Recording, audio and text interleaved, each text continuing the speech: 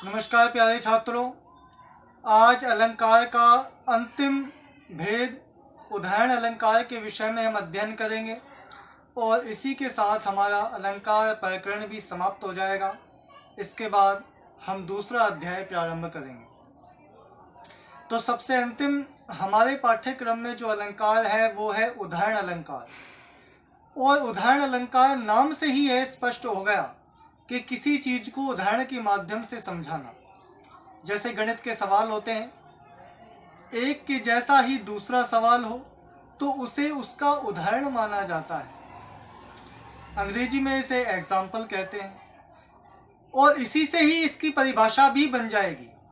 अर्थात एक कहे हुए कथन को स्पष्ट करने के लिए उसी से संबंधित कोई जगत प्रसिद्ध बात कहना या उदाहरण में देना, यही उदाहरण अलंकार की पहचान होती है। एक बार पुनः बताता हूं कि कोई भी कही हुई बात को स्पष्ट करने के लिए यदि काव्य में उदाहरण दिया जा रहा है तो वहां उदाहरण अलंकार होता है। इस अलंकार की पहचान होती है उपमावाचक शब्द। सबसे अधिक जो उपमावाचक शब्द इस अलंकार में आते हैं वो है ज्यों और जैसे। इन दो वाचक शब्दों का इस अलंकार में सबसे अधिक प्रयोग होता है। इसके अलावा उपमा में जितने वाचक शब्द चलते हैं वो सभी उदाहरण अलंकार में भी चलते हैं। तो फिर उपमा और उदाहरण में क्या अंतर है? उपमा में वस्तु की वस्तु से समानता की जाती है और उदाहरण अलंकार में कहे हुए कथन को सिद्ध करने के लिए कोई जगत प्रसिद्ध बात या उदाहरण दिया जाता है। उदाहरण अलंकार से संबंधित एक अलंकार और भी होता है जिसे दृष्टांत अलंकार कहते हैं। दृष्टांत अलंकार और उदाहरण अलंकार में कोई अंतर नहीं होता, दोनों एक जैसे ही होते हैं, बस अंतर होता है वाचक शब्दों का। दृष्टांत अलंकार में वाचक शब्द आते हैं और उदाहरण अलंकार में वाचक शब्द नहीं आते। हमने अभी तक क्या जाना कि कोई कथन को सिद्ध करने के लिए उससे संबंधित कोई जगत प्रसिद्ध बात या उदाहरण दिया जाता है तो वहां उदाहरण अलंकार होता है और इसकी पहचान उपमावाचक शब्द होते हैं। अधिकतर जो और जैसे आते हैं। इसके अलावा उपमावाचक कोई भी शब्द आ सकता है। और साथ साथ यह भी जान लिया कि यदि उपमावाचक शब्द नहीं होगा तो वहां उदाहरण अलंकार भी नहीं होगा। यानी कि इसकी मुख्य पहचान यही है कि इसमें उपमावाचक शब्द आएंगे ही। और उपमा और उदाहरण में अंतर यह है कि उपमा में समानता की जाएगी और इसमें कोई जगत प्रसिद्ध कथन या उदाहरण से उसे सिद्ध किया जाएगा। यह उदाहरण अलंकार होता है। चलो इसके विषय में विस्तृत अध्ययन आज प्रारंभ करते हैं।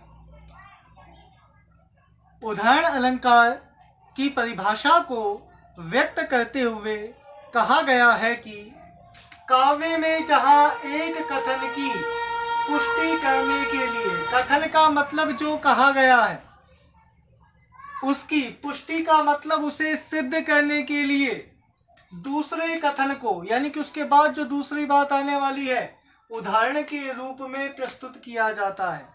यानी कि पहले एक वाक्य कहा जाएगा और उस पहले वाक्य को सिद्ध करने के लिए दूसरा उदाहरण दिया जाएगा। जैसे उदाहरण के लिए, हम तो एक एक करी जाना, दोई कहे तिन्ही को दो जग जिन नाहिन पहचाना। जैसे बाड़ी काष्टी काटे अग्नि न काटे कोई, सब घटी अंतरी तू ही व्यापक धरई स्वरूपई सोई। अभी मैंने जो दो पंक्तियां कही, इन पंक्तियों में कबीरदास जी ने कहा है कि हम तो ईश्वर के एक ही स्वरूप को जानते हैं जो संसार के कण कण में विद्यमान है, और कोई दो कहता है तो वो मूर्ख है। जैसे खाती लकड़ी काट सकता है लेकिन अग्नि को नहीं काट सकता, वैसे ही हम लोग ईश्वर को अलग अलग नामों में तो बांट सकते हैं लेकिन उस ईश्वर के स्वरूप को अलग नहीं कर सकते। यानी कि कबीरदास जी ने पहली पंक्ति में कहा ईश्वर एक है और उसे सिद्ध करने के लिए खाती वाला, लकड़ी वाला उदाहरण दिया। और वाचक शब्द आया जैसे। इस तरह सिद्ध होता है कि जो मैंने अभी आपको उदाहरण दिया था इसमें उदाहरण अलंकार। वापस अपनी परिभाषा पर आते हैं। परिभाषा में कहा गया है कि काव्य में जहां एक कथन की पुष्टि के लिए दूसरे कथन को उदाहरण के रूप में प्रस्तुत किया जाता है, यानी कि एक बात को सिद्ध करने के लिए दूसरी बात के अंदर उदाहरण दिया जाएगा, वहां उदाहरण अलंकार होगा। और इस उदाहरण अलंकार में वाचक शब्दों का प्रयोग किया जाएगा। उपमा वाचक शब्द जितने हैं वो सब उदाहरण अलंकार में चलते हैं। मुख्यतः जो और जैसे ये अधिक आते हैं। अब इनके उदाहरणों को समझ करके देखते हैं। हमारा पहला उदाहरण है, नैना देय बताए सब हिये को हेत अहेत, जैसे निर्मल आलसी भली बुरी कह दे। नैना देय बताए सब हिये को हेत अहेत, जैसे निर्मल आलसी भली बुरी कह दे। नैना का मतलब नेत्र, दे का मतलब देते हैं, बताए का मतलब बता, सब का मतलब सब। नैना का मतलब नेत्र, बताए का मतलब बता, दे का मतलब देते हैं, सब का मतलब सब कुछ। कि बिना कुछ कहे ही हमारे नेत्र सब कुछ कह जाते हैं।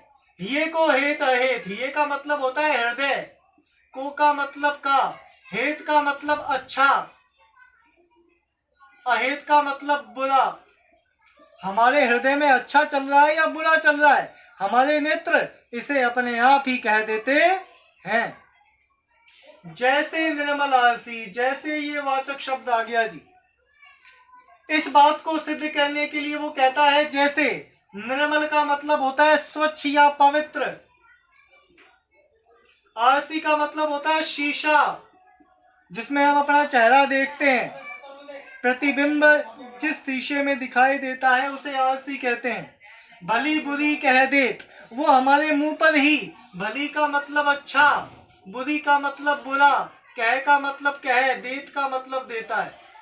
यानी कि जैसा हमारा चेहरा है वैसा का वैसा बता देता है। अच्छा है तो अच्छा, बुरा है तो बुरा। जैसे शीशे के सामने जाने पर अच्छा बुरा सामने आ जाता है, वैसे ही ये नेत्र भी मन के अच्छे बुरे को व्यक्त कर देना करते। तो इस बात को सिद्ध करने के लिए ये वाला उदाहरण यहाँ दिया गया है। पहले कथन कहा कि आंखें नेत्र बता देती है मन के अच्छे बुरे को, और उसे सिद्ध करने के लिए निर्मल आलसी का उदाहरण दिया। जैसे एक शीशे में देखने पर वो हमारे अच्छाई या बुराई को, हमारे चेहरे की को व्यक्त कर दिया करता। इससे स्पष्ट होता है कि यहाँ पर उदाहरण अलंकार। दूसरा उदाहरण समझ करके देखिए कि सबई सहायक सबल के कोई न निबल सहाय, पवन जगावत आगी जो दीपई देत बुझाए। सबई का मतलब सभी, सहायक का मतलब सहायता करते हैं, सबल का मतलब होता है शक्तिशाली के। जो शक्तिशाली होता है, जो ज्यादा ताकतवर होता है, जो सर्व समर्थ होता है, ऐसे व्यक्ति के तो सभी सहायक होते हैं। लेकिन कोई न निबल सहाय, निबल का मतलब कमजोर, सहाय का मतलब सहायक, लेकिन कोई भी कमजोर का सहायक नहीं होता। पहली पंक्ति में कहा गया है कि सभी सक्षम लोगों के तो सब सहायक होते हैं, लेकिन कमजोर लोगों का कोई सहायक नहीं होता। अब दूसरी पंक्ति में इस बात को सिद्ध किया जाएगा, जैसे पवन जगावत आगी जो, पवन का मतलब वायु, जगावत का मतलब भड़का देता है, आगी का मतलब अगली को, आग को, जो का मतलब जैसे, ये उपमावाचक शब्द आ गया, उदाहरणवाचक शब्द आ गया। दीपई देत बुझाए, दीपई का मतलब होता है दीपक, जो दीपावली पर अपन जलाते हैं। देत का मतलब देता है, बुझाए का मतलब बुझा। जब तेज हवा चलती है तो जहां आग लग रही है वो और ज्यादा भड़क जाती है, क्योंकि आग समर्थशाली है, बहुत ज्यादा लग रही है, और पवन चलेगी तो वो ज्यादा भड़क जाएगी। लेकिन जब छोटा सा दीपक जलेगा, उसकी हल्की सी रोशनी होगी, तो वो तेज हवा उसे बुझा देती है। ऐसे ही सब शक्तिशाली के तो सब सहायक होते हैं, लेकिन निर्बल का कोई सहायक नहीं होता। इस पहली पंक्ति को सिद्ध करने के लिए यहाँ अग्नि का और दीपक का उदाहरण दिया गया। इससे सिद्ध होता है कि इस काव्य पंक्ति के अंदर भी उदाहरण अलंकार का प्रयोग किया गया। आप ध्यानपूर्वक उदाहरण अलंकार का अध्ययन करना, इनके उदाहरणों को समझना। यदि कोई दिक्कत आए तो फिर मुझसे पूछना। आगे हम दूसरा अध्याय प्रारंभ करेंगे। ये 7 अलंकार ही आपके पाठ्यक्रम में है। इनसे संबंधित हमने उदाहरण परिभाषाओं का अध्ययन किया है। आप सभी उदाहरणों की परिभाषा, उनकी पहचान, उनके उदाहरणों को समझ करके देखिए। यदि किसी में भी दिक्कत आती है तो मुझसे पूछ लीजिए। मैं दोबारा उस अलंकार को आपको समझाने का प्रयास करूंगा। उदाहरणों को यदि आपको अच्छी तरह से समझना है, अलंकारों को अच्छी तरह से समझना है, तो आपको अभ्यास करना होगा। आप जितना ज्यादा उदाहरणों पर अभ्यास करोगे, उतना ज्यादा अलंकार आपको समझ में आएंगे। कोई भी उदाहरण पढ़िए और उसमें 2 बातें जानने की कोशिश कीजिए। इसमें कौन सा अलंकार है और उसमें कारण क्या है। अगर ये 2 बातें आपको समझ में आ जाती हैं तो आपको स्वतः ही अलंकार की परिभाषा और उदाहरण से कैसे पहचाना जाए अलंकार, ये दोनों स्पष्ट हो जाएंगे। इसलिए जितने ज्यादा अलंकारों के उदाहरणों को हम समझेंगे, उतना ज्यादा हमारे लिए अच्छा होगा। मैं कुछ उदाहरण आपको गृह कार्य के रूप में PDF नोट्स आपके ग्रुप पर सेंड कर दूंगा। आप ध्यानपूर्वक पढ़ना, समझना, उन्हें हल करना।